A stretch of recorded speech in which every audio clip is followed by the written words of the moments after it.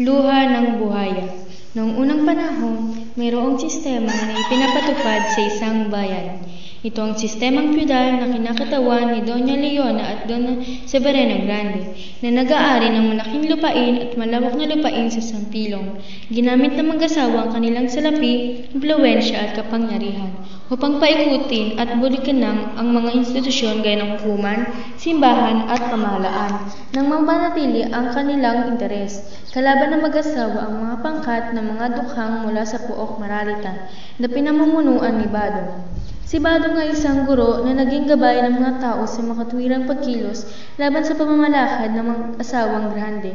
Nagbuo ng kooperatiba ang mga dukha sa pagnanais na makaraos sa kahirapan. Ngunit mas sumindi ang tanggulian ng mag-asawang Grande at pangkat ng mga dukha. Sa mga kwento, nakulong si Badong. Ngunit sa una't huli, wala namang kasalanan si Badong. Sa halip ay naghasik ng lagim ang mga tauhan ng mag-asawang Grande. At sa dakong huli, ang inangking lupain na tinitirhan ng mga dukha hindi pala pag-aari ng mag-asawang Grande. Sa kabila ng lahat, nagbunga rin ang paghihirap ng mga dukha, kalabanin at talunin ang mag-asawa. Natalo ang mag-asawa ng mga dukha. Mauunawaan din sa wakas ng mga tao na sama-sama lamang sa pagkilos na mababago ang bulok na sistemang feudal sa lipunan.